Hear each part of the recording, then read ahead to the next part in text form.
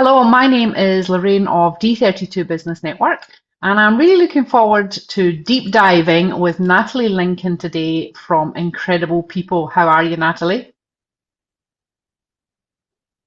I'm great, Lorraine. How are you?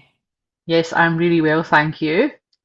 So, just to frame this conversation for people, Natalie is going to speak for D32 Influence members, and we're going to deep dive on management because I think it's often a topic that's overlooked. We talk about leadership and vision and all these beautifully inspiring things, but we actually don't get down into the nitty gritty. So we're going to have a conversation today about management. But before we get there, Natalie, you've been doing this for a long, long, long, long time. Tell us a little about who you are and how you ended up where you are.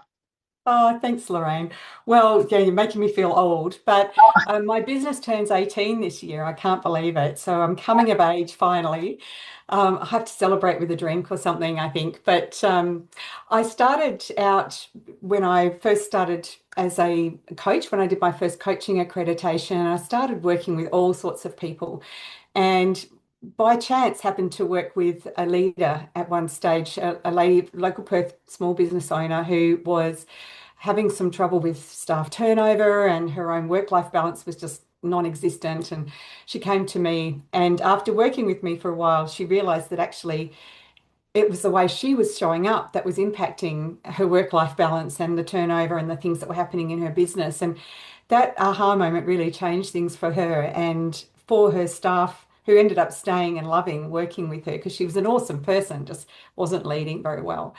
And I think that moment I realized that working with leaders was actually the thing I was most passionate about.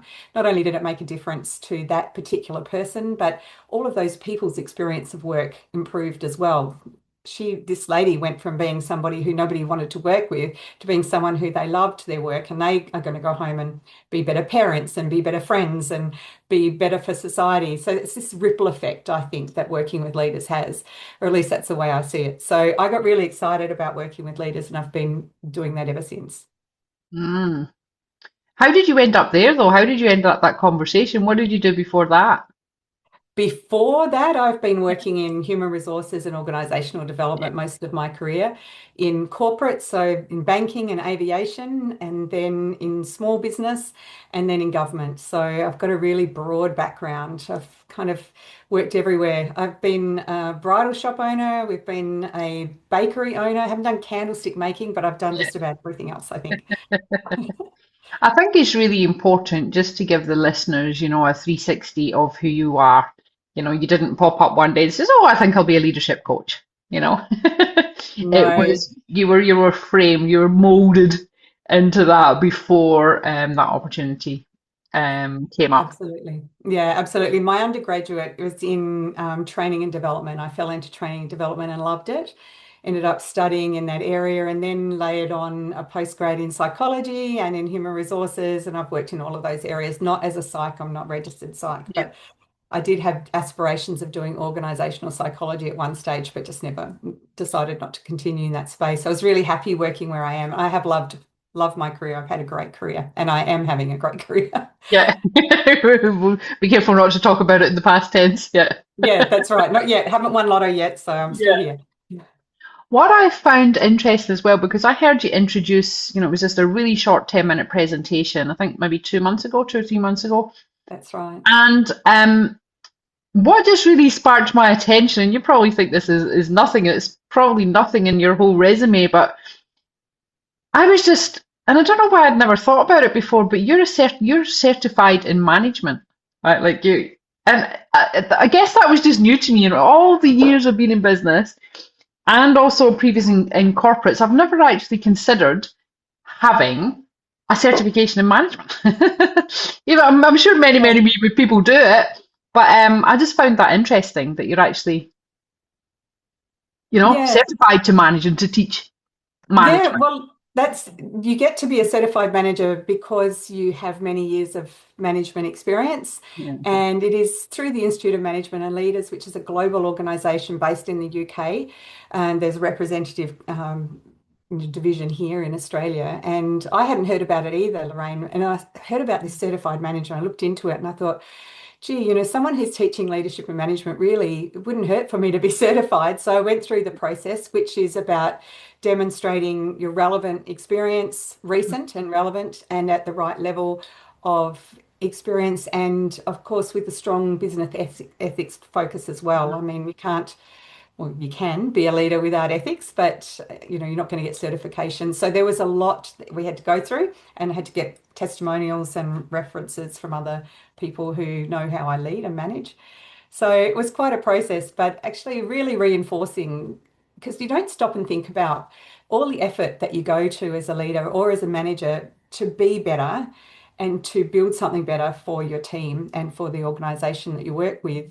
And I think that was reinforcing for me to just stop and think about the difference that I really have made, what I pride myself on, and the growth that I've been through. I started out as a shitty manager, like I was terrible because like most people, I had no training. You just plonked into the role and you do your best. And I was quite young. So the arrogance of youth, I suppose. I don't know if it was probably innocence of youth. I just thought it would be okay. I'd give it a good go, but I was not very good. I was leading people who were older than me. I had a lot to learn and I look back, but I did my best and I did it with good heart. So Yeah. what else can you do?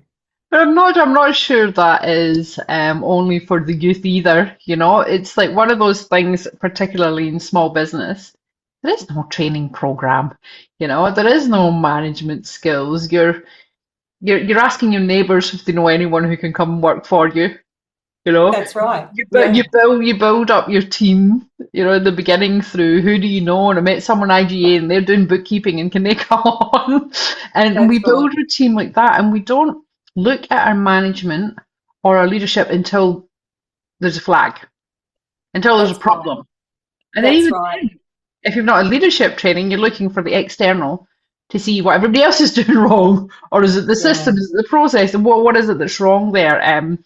So we just muddle in and do our best, but we can do a fair bit of damage before we see the light. Yeah, and look, even the damage can be, getting your friend or your friend's friend in on your team. Therein lies the first problem. It's all Yeah. great while everything's going well, and as soon as it's not, now you're worried about hurting feelings, not just the person that you're managing, but the person who referred them in, or the family member, or your neighbor, or whoever else. It's a tricky situation to manage. It's like being in a family business. It's not just, you're not just managing an employee, you're managing a whole dynamic.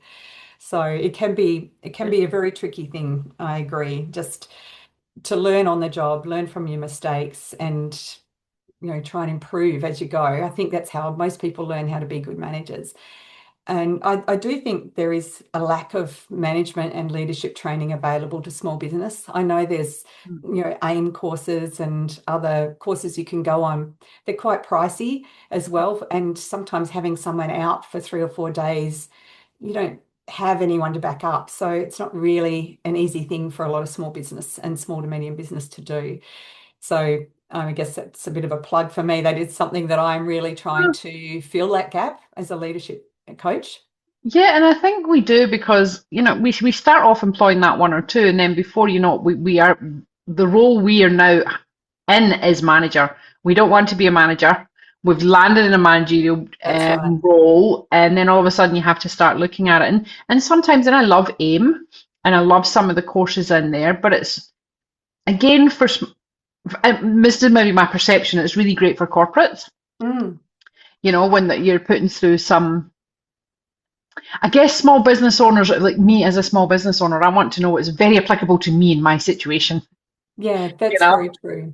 it's And like sorry, I wasn't trying to be disparaging of AIM either, because they do run no, some no, brilliant yeah, courses. And yeah, I agree. I think mostly they targeted to the big end of town, government and large organizations. And I think the cost reflects that too. But they are a very professional organization. They run some fantastic yeah. courses. And it's just a different market that they cater to, I think. It definitely is. You know, I've been in courses there myself around business relationships and sales and stuff, and I thought they were great, but I still think it's quite tricky to pick up that training and make it applicable to your own business. Very true. Sometimes. But Natalie, so you're going to come in and you get a whole range of experience around leadership and management. And I asked you specifically to talk about management because I think there's a gap Yeah. there. For people who have got teams, it might be 10, 20, 50 people. What are the big problems that you see? Because they've gone beyond hiring the neighbor, right? They're now Yes.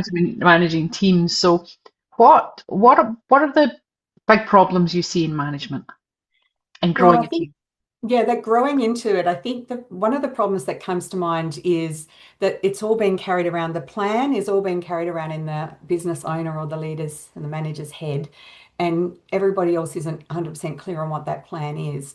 You've been recruited to do a job and they're being given piecemeal information about what is expected of them, but they don't necessarily understand the whole grand plan.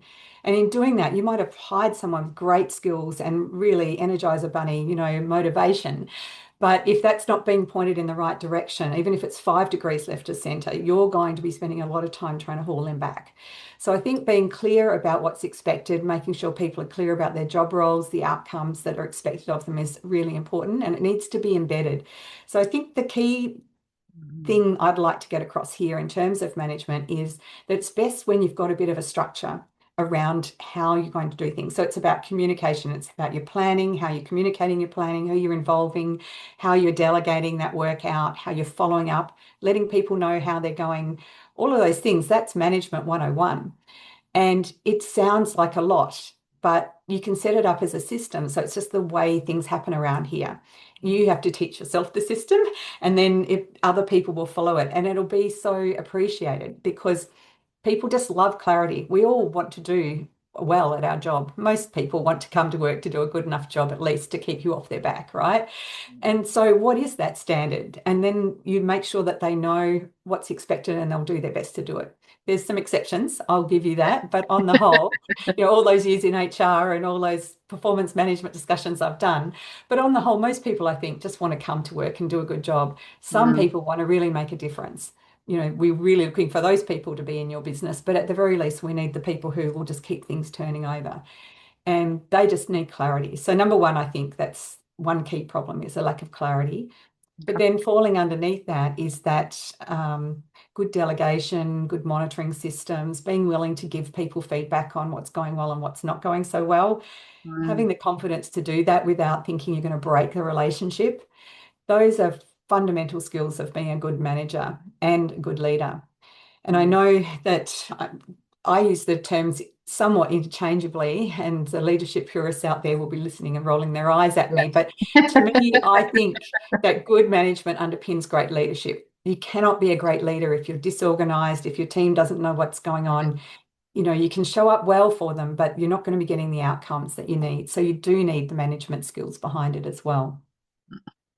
Leadership purists. Yeah. Oh, they'll be out there rolling their eyes, don't worry. And fair enough too, I get it. I am shorthanding it, but I think the management skills haven't been taught well enough. I think there's a lot of talk about the leadership side of things, but if I'm a new manager, I just want someone to say, look, do this, set up this system, communicate these things on this schedule and, see how that works and refine that for your particular team and the nature of the work that you do. And that will be a very good start in making sure you've got that foundation on which to then build your leadership skills and become a better leader. You need that foundation first, I think. I think you do, and it does sound like a lot of work because that in itself is a project, right? Being able to plan and plan and set the management system for how you're going to manage. Even that's a setup, and I think sometimes what's overlooked or what I hear people talking about is just the real importance of even a clear job description. Absolutely. You Yeah, know, it's so important. what are the roles in the company? What exactly is what you're going to do for? What outputs do they need? And again, it's the small business. We grow, we grab half an FTE here and then another FTE there, and then the job, everything gets all muddled up, and then we wonder why we can't scale or get beyond or get some coherence. Yeah, exactly. And look, I think I'm in that same, boat myself. I've got a permanent part-time employee, I've got contracted employees that work with me, and how do I make sure that they all know exactly what's needed? that they're clear about their job description, but on a regular basis, how do I make sure they know what it is that we're working on, what are the outcomes? And so I've had to build systems. I practice what I preach. In Yeah. fact, this afternoon I have our quarterly planning session with my team, and that's our check-in on our strategic goals and how we're going. What did we say we'd do last quarter?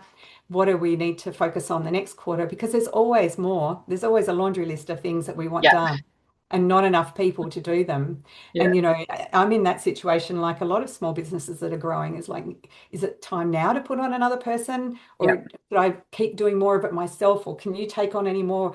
Should I be putting on another person? Can I afford it? All of that. Yeah. That's just a part of it. But these quarterly planning sessions help us to know whether now is the time. What can we focus on? What is the priority, that we really need to see happen this quarter, and what's a nice to have?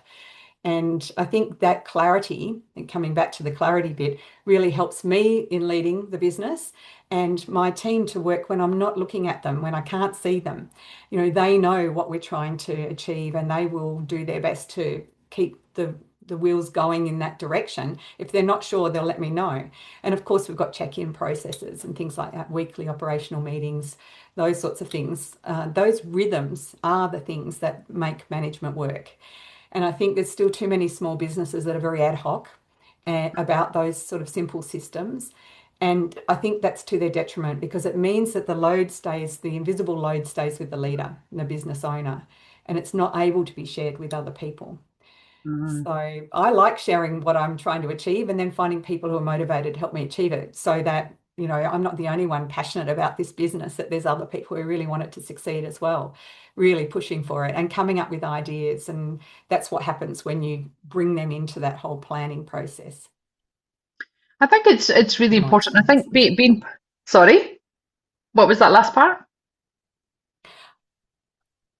I just said in my experience, sorry. I think we had Yeah, a bit no, of a that's glitch there. yeah, all good. I think being part of a business network, we pick up tips and we hear speakers all the time. So it's a really privileged position to, just be in this place where you're just getting advice, and getting all the good practices. So we started really early, doing a weekly team meeting and a daily scrum. But and it's 7 minutes a day or something for the Mm, scrum. Um, but really, a big thing I get out of that is not just the ideas, but the team will remind me, well, you forgot about this. And you're that's saying we're right. doing that, but you said that, So actually having that team environment, we hold each other accountable to what we said and what we. Absolutely. Well, that's what I mean. You're not carrying all that Yeah. load yourself. The team takes it on, and they're holding you to account and going, hang on, Lorraine, I thought you said we were doing this. Now you want us doing this. Do you still want that done? Well, can't have them both. So sometimes there's a bit of reality sent back at you, but that's good, isn't it? That's about them getting clear on what's needed, what the priorities are. And what about managers who are then, or CEOs who are then bringing on managers? Yeah. So Do the this CEOs, means, do the oh, CEOs, do they need to do the training first, or do they do it together? What's that whole? well, that's a really good question. I think when you get to the stage that you're ready to put on another leader, like a chief operating officer or something, where you're trying to step away a bit and be, you've grown too big to be with your fingers in every pie, so you need someone else. It's really important that you think about the person that you're bringing in there, because that person isn't just being your chief operating officer or whatever the role is that you're bringing them in to do. If they're leading other people, they are the ones now taking control of the culture and how that people's experience of work will be. And that's not something you give away lightly, I would recommend. You need to make sure that you get someone who's got the people skills, the leadership skills, and is willing to help you to set up and maintain those management systems that make everyone comfortable. Because really, we know through research that that operating rhythm of the meetings and the scrums and all those things that you do and that I do differently for my business, we all do what makes sense for the type of work that we do. Those are the things that bring comfort to people when, it's just a way of we working here, and this is just what we do, and it keeps people centered and aligned. And if someone comes into a system that's set up and then they don't follow that system and they don't consult in how they bring change about in that system, it can really disenfranchise people. You start to find people leaving, And as soon as you've got people leaving, that's all that knowledge walking out the door. Then you've got the vacancy you're carrying, the stress of that, Yeah. recruiting, all of that. That's just a huge impact on your business. And they say it's between, half to more than, depending on how technical it is, to more than 100%, 50 to 100% or Mm. more of that person's annual salary you've just thrown out the door. So we don't want turnover. We want to look after our people. So if you're bringing in another leader, I think it's really important that you're careful about who they are, not just a technical expert who has run operations before, but you want to know that they're going to work well in the sort of culture you've built in your business. Mm. And management training all round.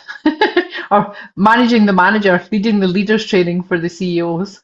Yeah, that's right. But I think, look, I do work with a lot of businesses where I have the whole leadership team in my training together. Okay. And there's two currently in there that I'm thinking of, and they are both getting a lot out of the fact that yes, they're doing some management training because some of them have never done any management training before. But the fact that they're doing it together really helps them to talk through things, decide how they're all going to lead. So one of them's got three people and one of them's got two leaders. Um, but there's kind of an agreement about how we're going to do things that brings consistency and trust into the leadership team because people can't start playing mum off against dad because I know that Lorraine and I are both going to have gone about this the same way, and so I'm going to go, oh really, is that what Lorraine said? Okay, let me check with her, I'll get back to you. And of course that's not what you said. That sort of there's a clarity about the approach, and they work on the systems together so that they're well understood and they've been litmus tested by everybody's perspective. And so everyone buys into it. It makes it a lot easier. Yeah. It's business. Oh, Ah. I love it.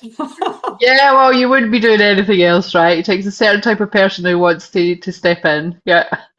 Yeah, and to stick around, I have to say, over the years, there's been plenty of times where I've seen job ads and the amount of money and someone paying their super and, all of that and being able to take a holiday and thinking, gosh, wouldn't that be nice? And sometimes I've been tempted to apply, but in the end, I stick at it. And I've worked out now how to make sure I get holidays and, Yeah. of course, super and things like that are, all covered. But it takes time to get to that point. I think it's a choice you have to make too, that you're not totally indispensable in Yeah. your business. Mm. I think there's a bit of a standing joke around the business community. If we ever went back to a job, we would last till morning tea, maybe. Well, having someone bring morning tea would be Yeah, nice. No one does that in my business. So I would that's definitely right. stay for morning tea and then maybe go. Yeah. So Natalie, you're going to speak for the Influence D32 members in April. What's Yes. what's the big takeaway you want people to have from that session? Yeah, good. I think I've really referenced it here. It Okay. is that you are carrying an invisible load, most likely, of work that really should be being done by other people. And to step fully into being a great manager and a great leader, you need to let go of that so that you can focus on all of the things that I've talked about that I have to do in my business as well and that I preach in management training, the strategic planning, the business planning, the delegation, the following up, all of those things, and being able to recruit great people. You have to be able to focus on those things. And you can't do it if you're carrying everything else, all of the decision making, and all the decisions have to come up to you. So you need to work out what you need to hang on to and what you need to let go of and what systems can you put in place so that you can trust that that's going to happen and your staff don't feel like they've just been dumped on with a whole heap of stuff above their pay grade. Yeah. So the key thing is if you're the manager and you're truly a manager and a leader in your business, then you need to work out how to be more strategic and let other people do the work that you used to be great at doing and make that decision in your head. It's a mindset Yeah. switch that you need to make that I'm now a CEO of my business. I'm not the doer anymore. And I think that's the key message that I'll probably be talking about on the 9th. Yeah. Hopefully, unless we're swiveling around the Okay, Q&A. when But we get there. Yeah, so thank you very much, Natalie. I really enjoyed the conversation. There's a lot of selfish questions in here, for where we're at, which is fine. It's the privileges of the job, right? That's right. I'll send my Yeah, invoice later. yeah, No, I really appreciate the opportunity to talk to you, Lorraine, and hopefully there's some things that have resonated for some of the of members in the network as well. of course. Natalie Lincoln of Incredible People. And do you mind if I just put all your details? If people want to contact you, I can put your contact page and your website and everything down below. Of course, that would be great. Beautiful. Natalie, thank you very much. You're welcome. Thank you. Have a great afternoon. You too. Bye-bye. Bye.